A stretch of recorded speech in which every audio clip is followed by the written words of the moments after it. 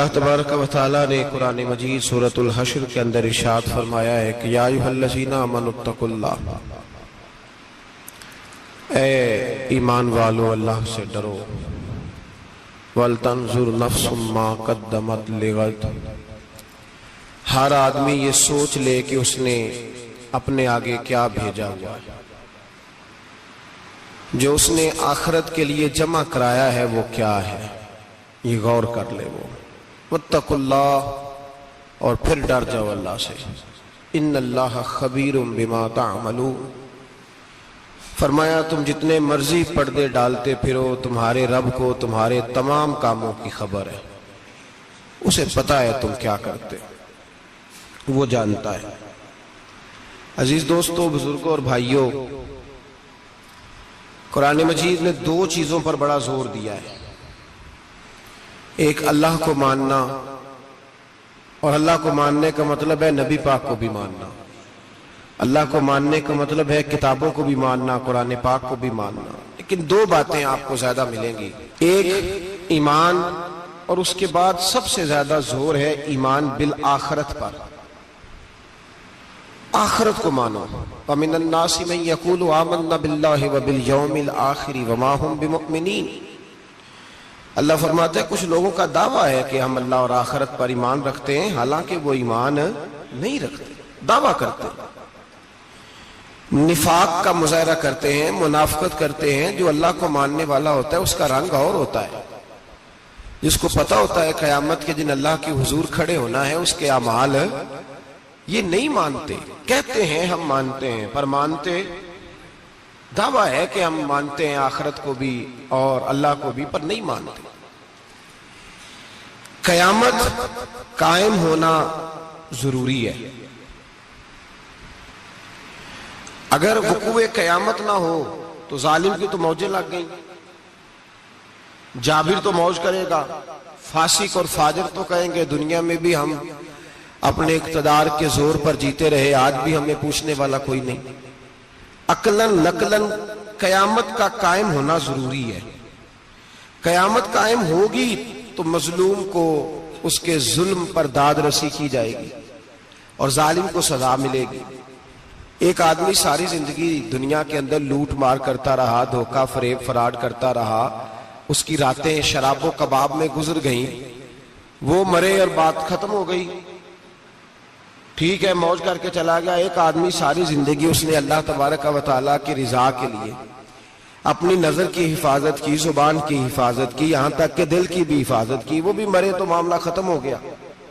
اس طرح تو پھر سرکش کا کچھ بنے گا ہی نہیں، نظام زندگی ساری اس کی سوچ ختم ہو کے رہ جائے گی اگر قیامت قائم نہیں ہوتی۔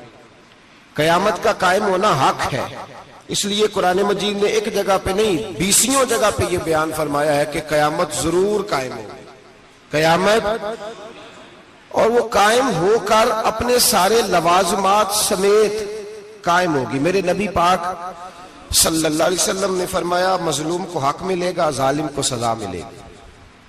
جابر اس دن اللہ کی بارگاہ میں رسوا کیے جائیں گے، جن پر جبر کرتے رہے انہیں اللہ کے حضور سے عطا کیا جائے گا۔ قیامت کا وقوع ہونا ضروری ہے، اور قیامت تو جب قائم ہوگی تب ہوگی، دنیا میں بھی ایسا ہوتا ہے، ظلم کا انجام ٹھیک نہیں ہوتا،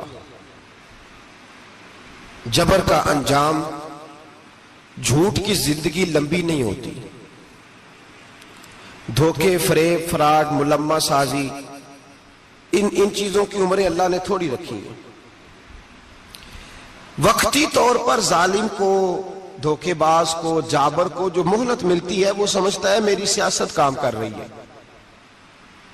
وہ سمجھتا ہے میں بڑا دانا ہوں، بڑا چالاک ہوں، دیکھ لو اتنے ظلم کے، جبر کے، دھوکے کے باوجود بنا ہوا ہوں، حالانکہ اللہ کی طرف سے اسے مہلت ملتی ہے اور بڑا ہی مہربان ہے۔ مہلت اس طرح دیتا ہے کہ میرے نبی پاک علیہ السلام نے فرمایا جب میرا مسلمان نیکی کرتا ہے تو اللہ فرشتوں سے فرماتا ہے 70 گنا بڑھا کے لکھ لو اس کی نیکی، 70 گنا، اور جب گناہ کرتا ہے تو اللہ فرماتا ہے ٹھہر جاؤ ابھی لکھنا نہ، اسے ٹائم دو۔ یا اللہ کتنا؟ فرمایا 24 گھنٹے تو دو، ہو سکتا ہے توبہ کر لے، یہ اس کی مہربانی ہے۔ اب وہ جو اللہ نے مہلت دی ہے نا کہ شاید توبہ کر لے، لوگ سمجھتے ہیں میری چالاکی کی وجہ سے نظام سیٹ چل رہا ہے، میں بڑا تیز ہوں، 2 4 5 باتیں بولتا ہوں سب صحیح ہو جاتا ہے۔ لوگ اس کو اپنی دانائی سمجھ لیتے ہیں، حالانکہ وہ اللہ کی طرف سے۔ فرعون نے کئی 100 سال حکومت کی اور اس طرح اس نے ظلم کیے کہ لاکھوں اور ہزاروں بچے قتل ہی کرا دیے۔ 12,000 عورتوں کے پیٹ میں حمل تھا، اس نے ضائع کرا دیا۔ جب حضرت موسیٰ علیہ السلام اپنی قوم کو لے کے نکلے، رستے میں دریا آ گیا، فرعون پیچھے لگا ہوا تھا۔ وَإِذْ فَرَقْنَا بِكُمُ الْبَحْرَ فَأَنْجَيْنَاكُمْ، اللہ فرماتے ہیں تمہارے لیے میں نے دریا کو پھاڑا اور تمہیں نجات دے دی۔ وَأَغْرَقْنَا آلَ فِرْعَوْنَ، اور فرعون کو غرق کر دیا۔ وَأَنْتُمْ تَنْظُرُونَ، تم کھڑے دیکھ رہے تھے۔ اب جب حضرت موسیٰ دریا کے کنارے پہنچے تو فرعون بھی پیچھے آیا۔ فرعون لوگوں سے کہا کرتا تھا کہ میں کہتا ہوں تو دریا چلتا ہے، میں کہتا ہوں تو ہوائیں آتی ہیں، میرے حکم کے پابند ہیں سارے۔ جاگ رہے ہیں نا آپ حضرات، غور فرمائیے گا بات پر۔ دعویٰ تھا اس کا کہ میں کہتا ہوں تو نظام زندگی چلتا ہے۔ اب جب دریا کے کنارے پہنچی حضرت موسیٰ علیہ السلام تو اللہ نے حکم دیا کہ آپ عصا ماریں۔ جناب موسیٰ نے عصا مارا، 12 رستے بن گئے۔ اب حضرت موسیٰ کی قوم گزر رہی تھی تو فرعون سے پوچھنے لگے کہ تو کہتا تھا میرے حکم سے چلتا ہے، تو وہ تو حضرت موسیٰ نے ڈنڈا مارا ہے تو رستہ بن گیا ہے۔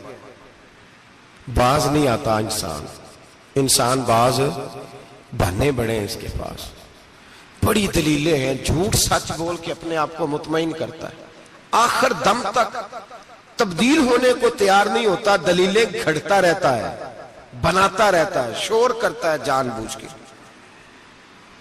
بھئی تو کہتا تھا میرے چلانے سے چلتا ہے، تو باز ابھی بھی نہیں آیا۔ کہنے لگا میں نے ہی حکم دیا ہے کہ ذرا پھٹ جا، مجھے یہ زندہ چاہیے۔ باز رسی جل گئی، بال کہنے لگا میں نے کہا ہے دریا کو کہ یہ مجھے زندہ چاہیے، میرے بھاگے ہوئے ہیں تو اس لیے پھٹا ہے، تو آؤ میرے ساتھ دریا کراس کرے۔ تو پتا تو ان کو بھی تھا نا، جتنا تو رب بنا ہوا ہے پتا تو تھا، سارے جانتے تھے۔ کہنے لگے تو پہلے کراس کر، اگر تو بچ گیا تو ہم بھی پیچھے آتے ہیں۔ اب چاروں ناچار۔ ایک روایت تو یہ ہے کہ یہ جب خدائی کا دعویٰ کرتا تھا نا، تخت پہ بیٹھا ہوتا تھا، تو ایک دن حضرت جبریل آئے اس کے پاس انسانی شکل میں، تو کہنے لگے میں بڑی دور سے آیا ہوں تو ایک مسئلہ پوچھنا تھا۔ کہا پوچھو۔ کہنے لگے ایک غلام تھا کسی بادشاہ کا، تو بادشاہ نے اسے تھوڑی دیر کے لیے ایک علاقے کی سربراہی دے دی۔ کتنی دیر کے لیے ہمیں سربراہیاں ملتی ہیں؟ کیوں جی؟ تھوڑی دیر کے لیے ملتی ہے نا، تھوڑی دیر کے لیے سربراہی دے دی ایک غلام کو۔ ذرا بات کو سمجھیے، حضرت جبریل پوچھتے ہیں، کہتے ہیں سربراہی مل گئی،